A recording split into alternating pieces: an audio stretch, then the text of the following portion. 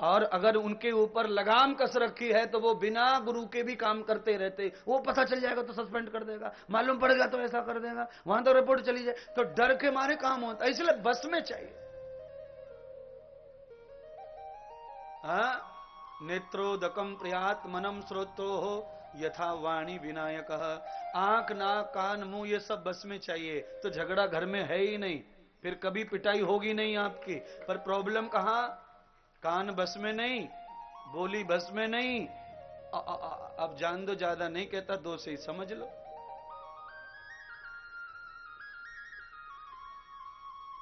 शरीर जिसके बस में है वो सुंदर रहता है, सबसे पहला फायदा। उसको बहुत ज्यादा सजने की जरूरत नहीं पड़ती है। जिसका शरीर बस में है उसकी क्या क्या बस में रहती है, सुनो। जिनका शरीर बस में है उनकी बुद्धि, उनका मन, उनका चित्त, उनका चरित्र उनके बस में रहता है। उनकी नींद, उनकी भूख उनके बस में रहती है। मैं चैलेंज कर सकता हूं, शरीर बस में जो कर लेगा, अपनी इच्छा के बगैर प्यास भी नहीं लगेगी, चाहे 100 दिन हो जाए बिना पानी के। पर बस में नहीं है, बस में नहीं है तो कथा सुनते सुनते डकोसते रहते पानी को। जब शरीर बस में नहीं रहेगा तो भूख प्यास काहे को बस में रहेगी? हाँ, शरीर बस में हो जाए, चित्त मन बस में हो जाए। इस व्यासपीठ पर हम अभी 3.5 घंटे बोल रहे हैं, पर 5, 6, 7 घंटे तक भी हम बोलते रहते हैं। कभी कभी आनंद आता है तो क्या मजाल है कि पानी की जरूरत पड़ जाए या इच्छा हो जाए। और मजाल ये भी नहीं है कि यहां से गए तो भाई वहां जाते से पानी पे टूट पड़े ना, कोई जरूरत नहीं कमरे में जाके भी पानी की। अब इसमें चमत्कार नहीं है, कोई महानता नहीं बता रहे हम अपनी। हम आपको भी अपने जैसा ही मानते हैं, पर आपने बस में नहीं किया, इसलिए लप पानी ला रोटी, लप पानी ला रोटी, दिन भर खाना पीना, और फिर उसका रिएक्शन क्या है? बार बार मूतने जाओ। चले क्या करें, कथा में से भी जा रहे करने के लिए, बड़ा मुश्किल हो रहा है। ये हमारे बेचारे तबला ढोलक वाले, इनका भी कंट्रोल कम है, ये भी बीच बीच में जाएंगे, जन पता नहीं क्या भर के आते पेट में। अच्छा, भर के नहीं आते वो तो यहाँ बैठे बैठे स्पेशल बोतल लगती पानी की। अच्छा, हमें लगता है कि भाई उन्हें प्यास लगती होगी, मेहनत करते तो लगती होगी प्यास, पर अब मेहनत तो हम भी करते हैं। और हम कितनी करते हैं? हम तो कब श्वास लेते हैं ये भी माई का लाल कोई बता नहीं सकता। इतना हम तो बोलते हैं भाई इस पेट में, हम तो ब्रेक कहां ले रहे, हम नहीं ले रहे। गत्यम दर्शनम प्रियाभूतम। अब सुनो विद्यार्थी के लक्षण। भगवान श्याम सुंदर को नंद जी ने कहा, आज जाओ काम करो, चलो उठो। घर में बैठे बैठे बिगड़ रहे हैं आप, दिन भर मटकी तटकी फोड़ते रहते हो।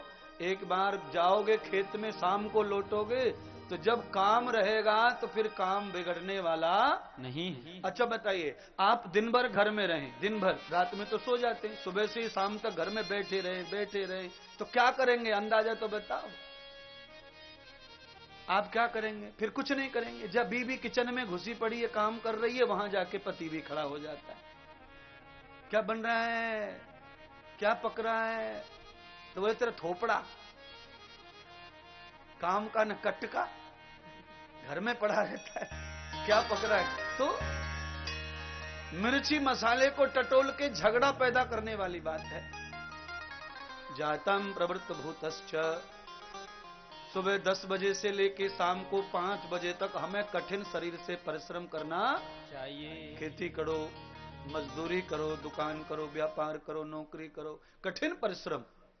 नौकरी भी हो बिल्कुल आराम की नौकरी, वहां भी मेहनत करो, कोई नहीं देखने वाला, पोजीशन अच्छी है, बड़ी है, पर मेहनत करो, क्योंकि मेहनत का रंग ऐसा होता है जो बिना चढ़े रहता नहीं है। जल्दी से नाम होगा आपका, जल्दी से मेहनत का फल आएगा, कीर्ति मिलेगी, प्रमोशन होगा, बड़े होंगे आप, ऊंचे ओहदे पर, ऊंचे पद पर जाएंगे। तो नंद जी ने अपने लाला को कहा, गतम भूतस्य यस्य मूलम, जाओ बेटे, अभी तुम छोटे हो इसलिए छोटी सेवा करो। तो कहते हैं नंद की गायों के जो बछड़े हैं आज भगवान को बछड़ों को चराने की सेवा दी गई है, पहली बार छोटी सेवा।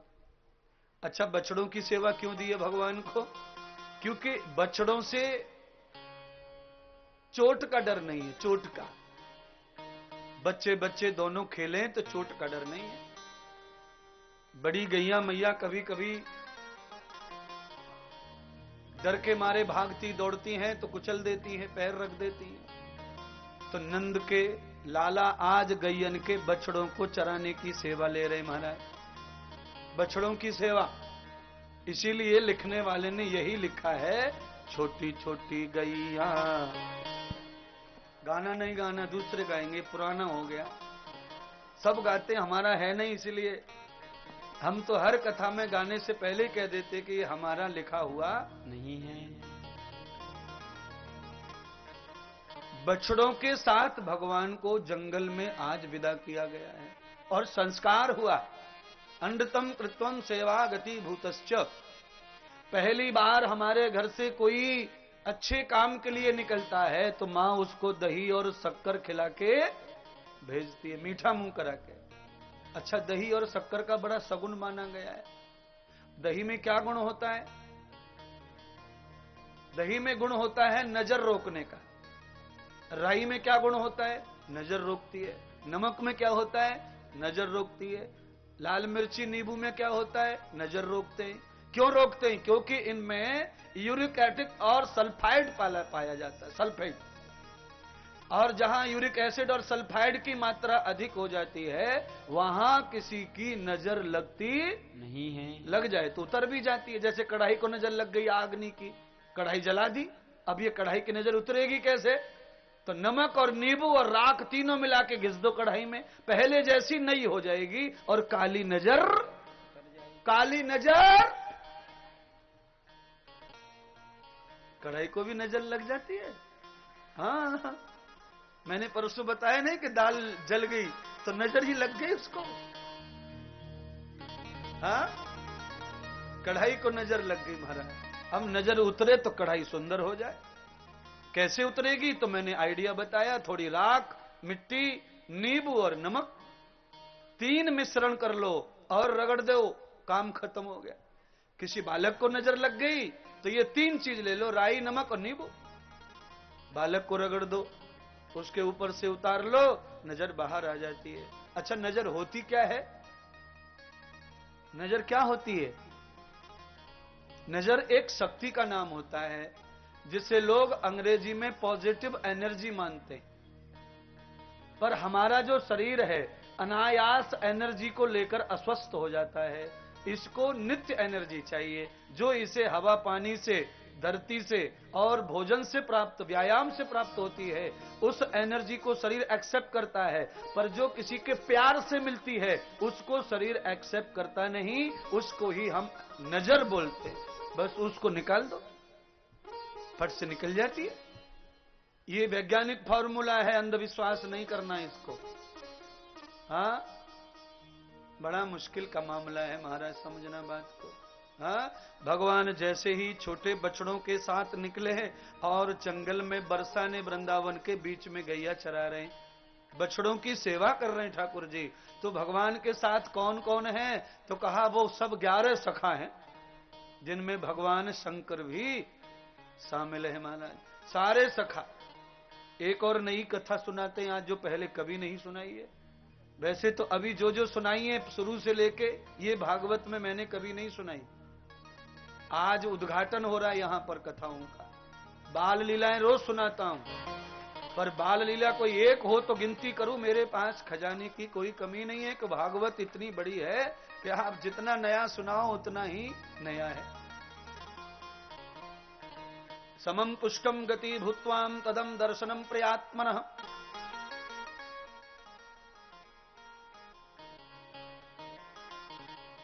दोपहर हो गया महाराज, भोजन का समय हो गया है। सारी दुनिया, मजदूरों से लेकर, किसान से लेकर, नौकरी वाले, सब लोग जो है लंच करते दोपहर में। कितना भी मेहनत का काम हो पर लोग काम छोड़ के दोपहर का भोजन, भगवान श्याम सुंदर अपने सखाओं के साथ भोजन ले रहे हैं महाराज। कदम के नीचे बैठे हैं, कदम की सुगंधित सुगंध छाया है। कदम के फूल में सुगंध ऐसी होती है जो 1000 किलोमीटर तक जा सकती है, ऐसी सुगंध कदम में पाई जाती है। कस्तूरी के बाद सबसे सुगंधित फूल अगर कोई है तो वो कदम का फूल होता है। कस्तूरी फूल नहीं होता, कस्तूरी मृग की नाभि का मैल होता है। मृग, हिरण की नाभि का मैल जो है वो कस्तूरी होता है, और कदम का जो फूल होता है वो अद्भुत सुगंध देता है महाराज। इसीलिए भागवत में तुलसी और कदम के पेड़ की ही महिमा गाई गई। भागवत में तुलसी की महिमा और कदम की, और गीता में पीपल की महिमा गाई गई है। गीता में तुलसी और कदम को अलग कर दिया भगवान ने। उसमें भगवान ने कहा वृक्षों में मैं, हाँ, वृक्षों में मैं पीपल हूं, और स्वयं भगवान पीपल का आनंद नहीं लेते, स्वयं भगवान तुलसी का और कदम का भोग करते हैं।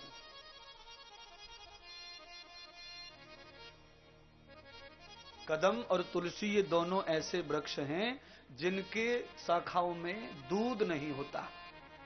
तुलसी में दूध नहीं होता, लकड़ी में बड़ी नाजुक लकड़ी, ऐसे कदम की लकड़ी बड़ी नाजुक होती, उसमें भी दूध नहीं होता। पीपल की या बड़की और गुल्लर उदंबर इनके में दूध होता है, बड़ी कड़क हिम्मत वाली लकड़ियां होती हैं, दूध वाली हैं, इसलिए बहुत लंबे समय तक जन्म होता है इनका। तुलसी की उम्र कम मानी गई है, कदम की उम्र भी कम है। कदम आंधी को नहीं सहन कर पाता है क्योंकि शाखाएं दूध वाली नहीं है। कदम के नीचे बैठ के भगवान भोग लगा रहे महाराज। तम भोग्यम यथा मूलश्च कृतम दर्शनम प्रियाम। एक और बात कहना चाहूंगा, सुनिए।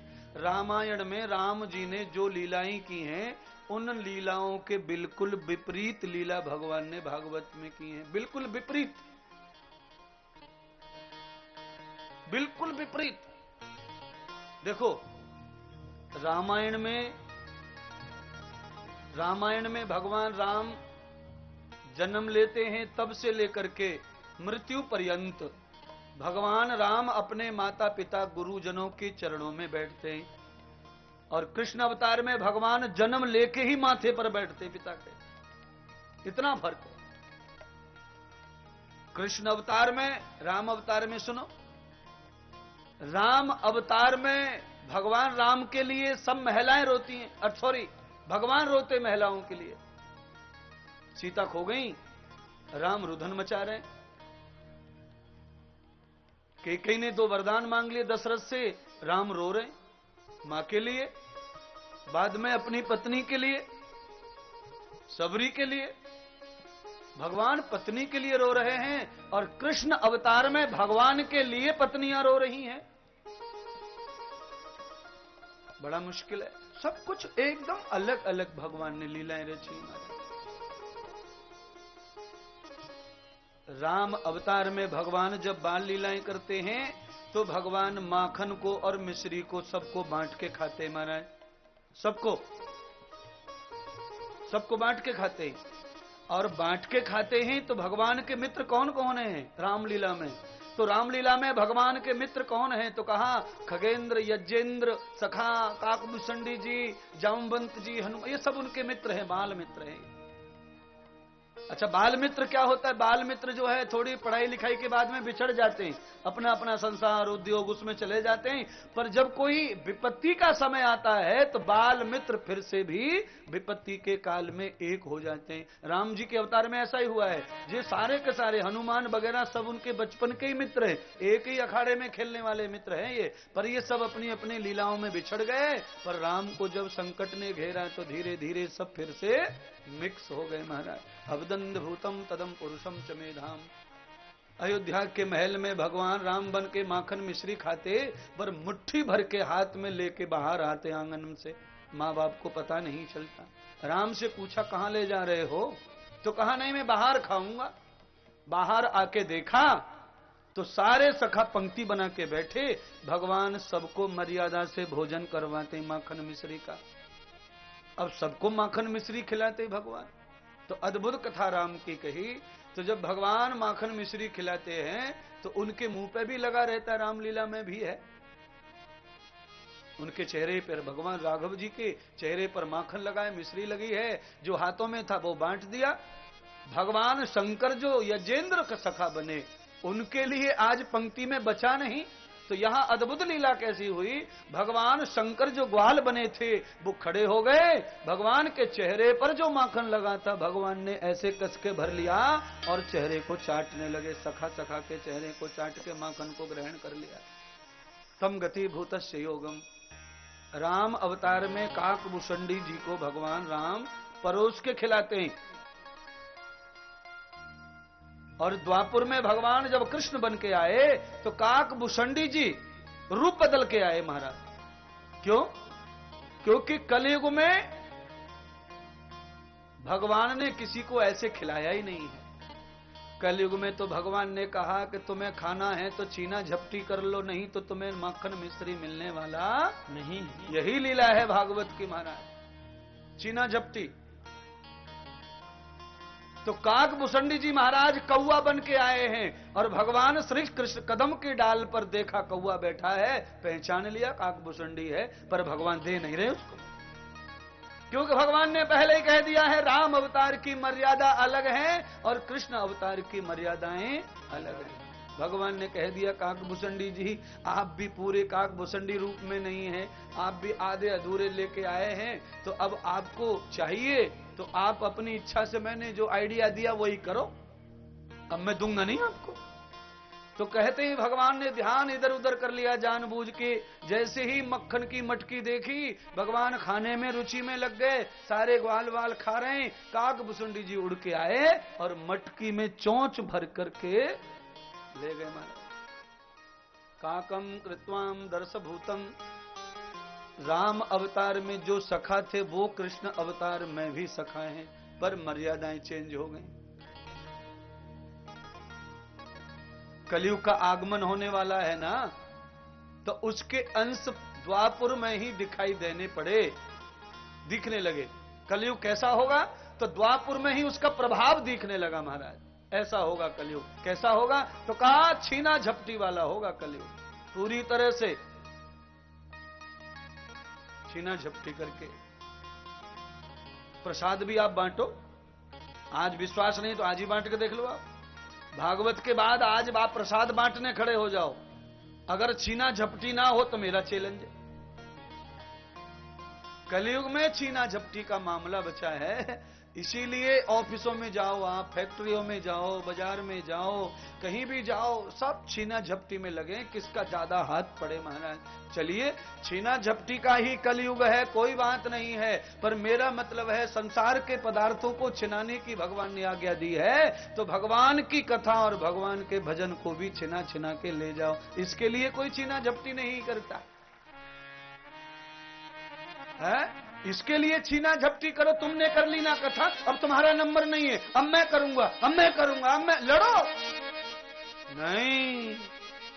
इसके लिए तो अगली साल, अगली साल, और नोट आने दो, फिर देखो अगली साल कौन बोलता है। मधुवनम तदम गति भोज्यम। आज भगवती माता ने कृपा कर दी, ब्रह्मणी सरस्वती ने भगवान को सुंदर से खिलौने का दर्शन करवाया।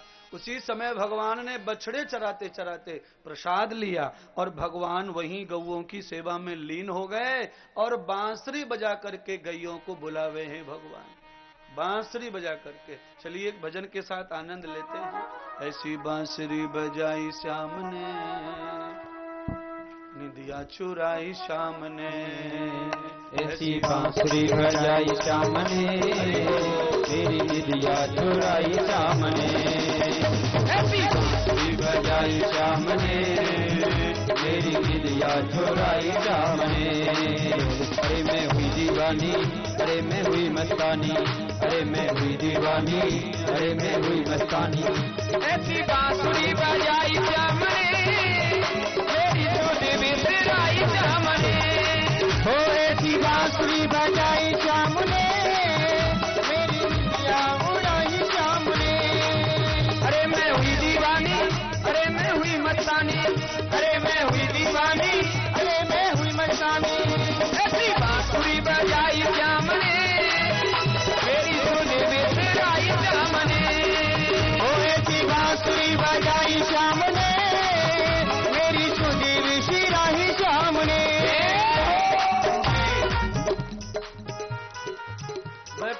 लो थोड़े तो घुटने सीधे कर लो, दीमक लग जाएगी शरीर को बैठे बैठे। 10 दिन चादर नहीं फटकारी तो दीमक आ जाती है बिस्तर तक।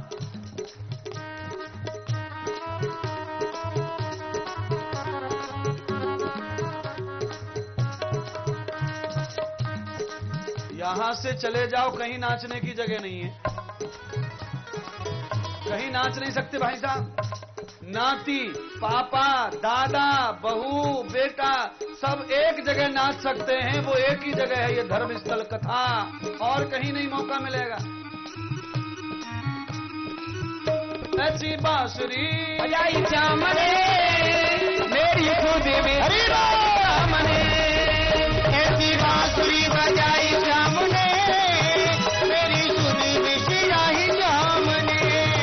अरे मैं हुई दीवानी, अरे मैं हुई मस्तानी, अरे मैं हुई दीवानी, अरे मैं हुई मस्तानी।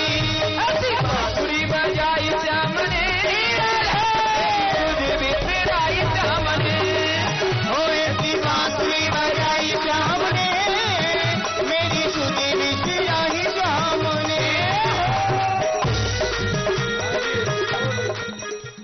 अभी पूरा नहीं, चंद्राकर जी नशा चढ़ा लो, आ जाओ, कमजोरी हो गई है सब, शरीर कमजोर हो जाए ऐसा मत करो ना, छोड़ दो। माला लिए गुरु जी से,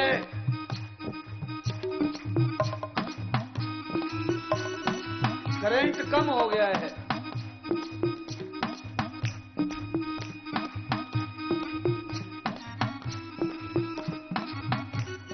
आज ही है नाच कूद की कथा, कल तो फिर सीरियस हो जाएगा मामला, विदाई का है ना कल का दिन।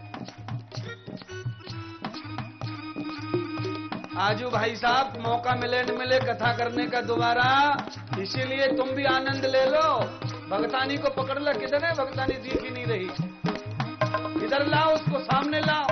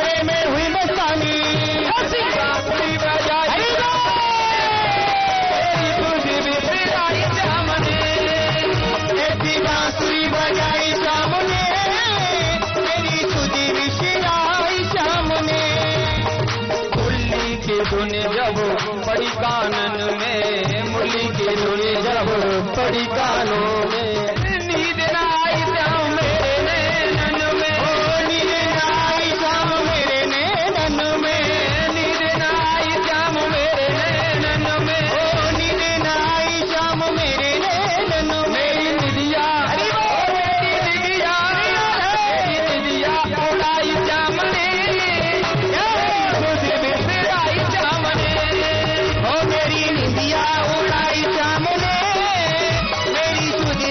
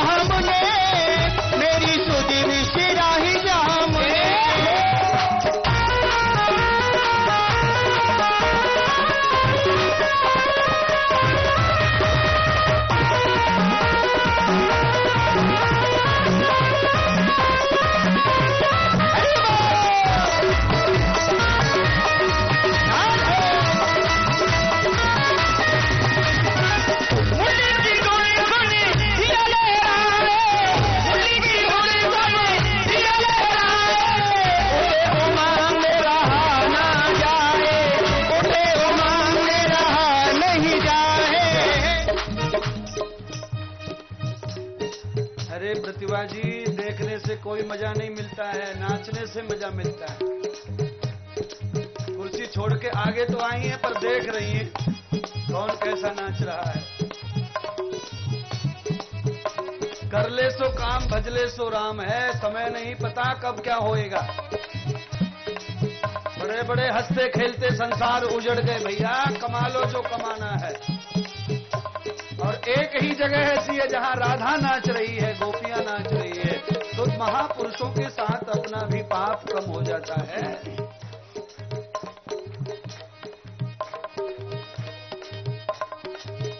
ऐसी बांसुरी बजाई श्याम ने, श्याम ने, ओ ऐसी बांसुरी बजाई श्याम ने, मेरी छोरी बिछड़ाई श्याम ने। अरे मैं हुई दीवानी, अरे मैं हुई मस्तानी, अरे मैं हुई दीवानी, अरे मैं हुई मस्तानी। ऐसी बांसुरी बजाई श्याम ने, मेरी छोरी बिछड़ाई श्याम ने, ओ ऐसी बांसुरी बजाई श्याम ने, मेरी छोरी बिछड़ाई श्याम ने। यमुना किनारे श्याम बंसी बजावे, यमुना किनारे श्याम बंसी बजावे, एक एक सखी को नाच नचावे, एक सखी को नाच नचावे, एक एक सखी को नाच नचावे, एक सखी को नाच नचावे। ऐसी मस्ती चढ़ाई श्याम ने, बिछड़ाई श्याम ने, ऐसी मस्ती चढ़ाई श्याम ने, मेरी सुधी बिछड़ाई श्याम ने। अरे मैं हुई दीवानी, अरे मैं हुई मस्तानी, अरे मैं हुई दीवानी, अरे मैं हुई मस्तानी, अरे मैं हुई दीवानी, अरे मैं हुई मस्तानी, अरे मैं हुई दीवानी, अरे मैं हुई मस्तानी। ऐसी बांसुरी बजाई श्याम ने, मेरी सुधी बिछड़ाई श्याम ने, ओ ऐसी बांसुरी बजाई श्याम ने, मेरी सुधी बिछड़ाई श्याम ने। ऐसी बांसुरी बजाई श्याम ने, मेरी सुधी बिछड़ाई श्याम ने, ऐसी बांसुरी बजाई श्याम ने, मेरी सुधी बिछड़ाई श्याम ने। बोलिए मनमोहन भगवान की, मनोहर लाल भगवान की है।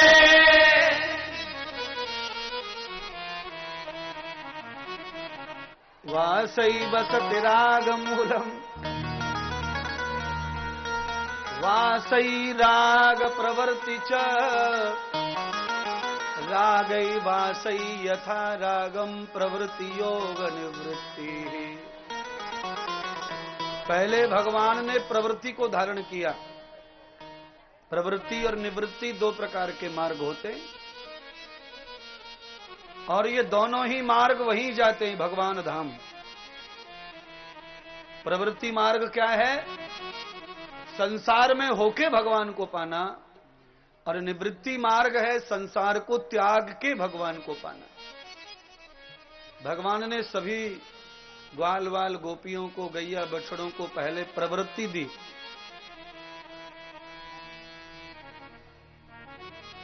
प्रवृत्ति में आप 25 साल ब्रह्मचारी रहें, पढ़ें लिखें, विवाह करें, 25 साल गृहस्थी रहें, और फिर वानप्रस्थ 25 वर्ष का लेवे और बचा जीवन सन्यास का। ये प्रवृत्ति मार्ग है। संसार करते हुए नियम का पालन कर लें, प्रवृत्ति मार्ग से भी भगवान प्राप्त हो जाते हैं। अभी सरकार ने सुविधा के लिए शहरों के ऊपर से हाईवे बनाए, बाईपास कहते हैं उसको, वो निवृत्ति मार्ग है। और पुराने जो हाईवे हैं जिनमें बहुत सारा बाजार मिलता है रास्ते में, वो निवृत्ति प्रवृत्ति मार्ग है, जहां देखने को, आकर्षण को कुछ चीजें होती हैं। बाईपास जो बनाए हैं वो सूम साम जगह पर होते हैं,